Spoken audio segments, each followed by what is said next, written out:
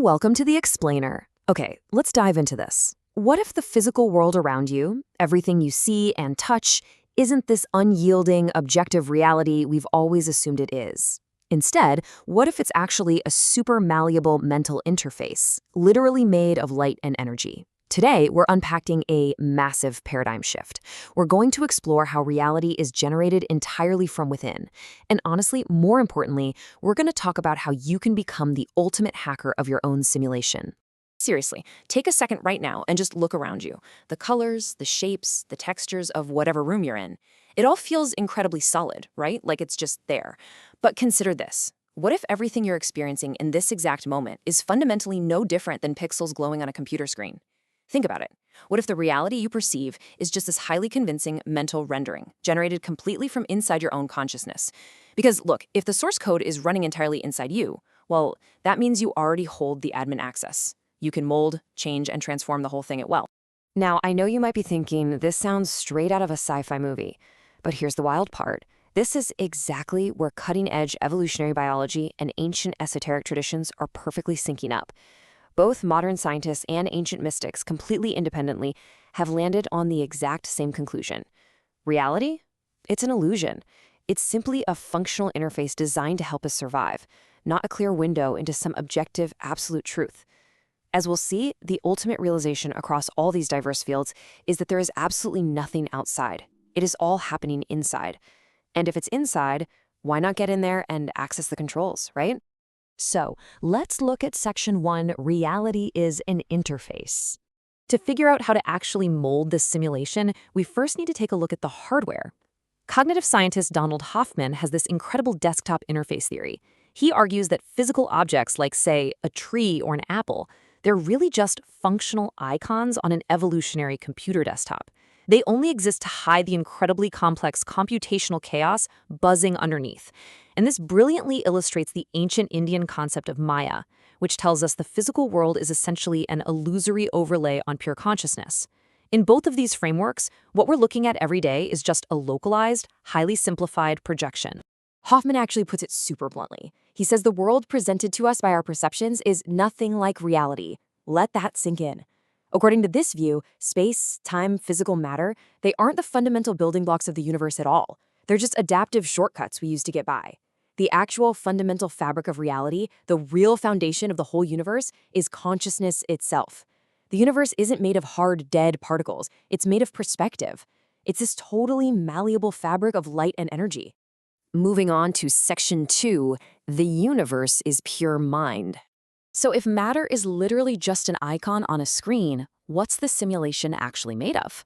Well, the ancient tantric tradition of Kashmir Shaivism maps this out beautifully with this concept called spanda. They define spanda as a movementless movement. It's kind of hard to wrap your head around at first, but think of it as the fundamental vibration. Literally the pixels of reality. The universe isn't static, dead matter. It is a highly dynamic, self-aware energy that's just vibrating at different rates. Everything you see around you, it's just energy waiting for you to mold it. And we see this exact same energetic framework popping up in Western traditions too. Take the Hermetic principles from the Kybalion. The very first law, mentalism, boldly claims the all is mind, meaning the entire physical cosmos is quite literally a mental creation. Then you've got the law of correspondence, as above, so below, which proves our internal mental state directly dictates our external physical reality.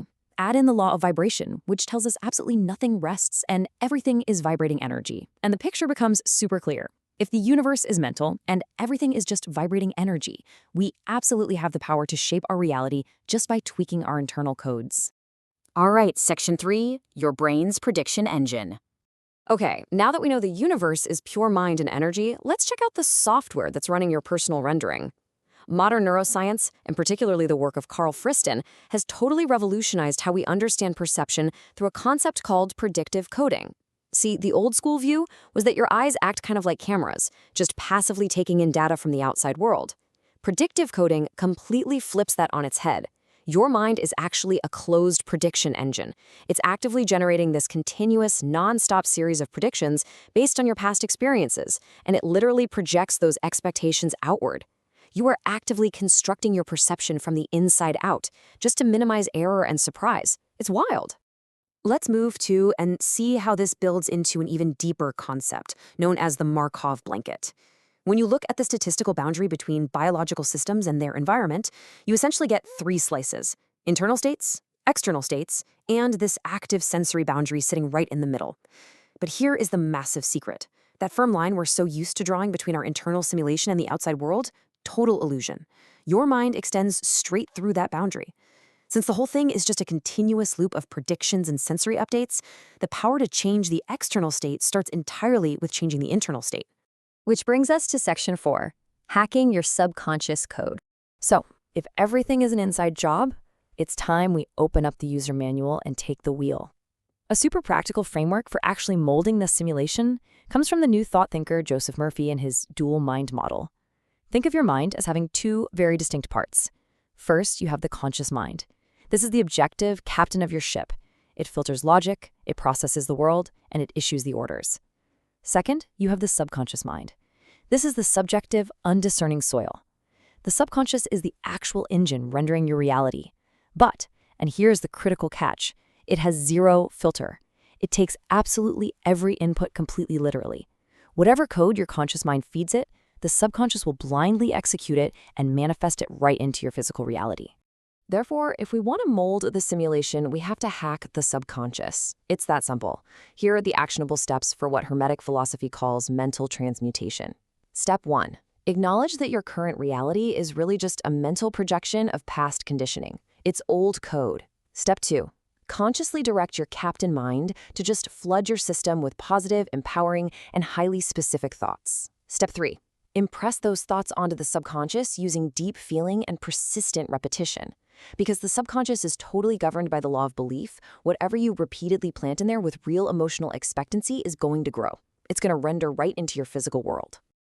Now, Section 5, becoming the master architect.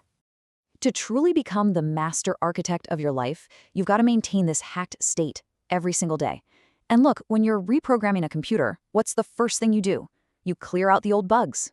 In our mental interface, clinical mindfulness practices, like the ones developed by Jon Kabat-Zinn, act as our ultimate debugging tool. Mindfulness allows you to break those habitual, automatic thought patterns that have been secretly commanding your subconscious this whole time. By just observing your thoughts without constantly reacting to them, you internalize a massive, game-changing realization. Thoughts are not facts. They're literally just passing mental events.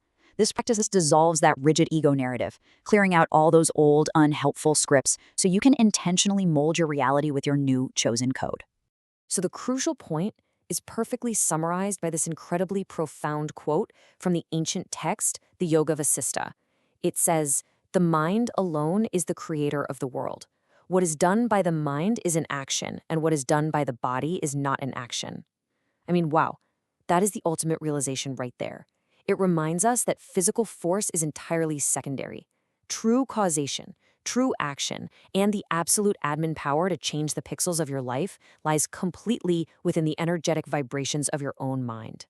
You see, you are not just some passive observer sitting in an objective world. You are an active participant. You are generating a mental interface, projecting energy outwards from the inside. The boundary between you and the universe, it's a total illusion. So I'm going to leave you with this challenge. If you genuinely hold the source code to the simulation, what are you going to choose to render today?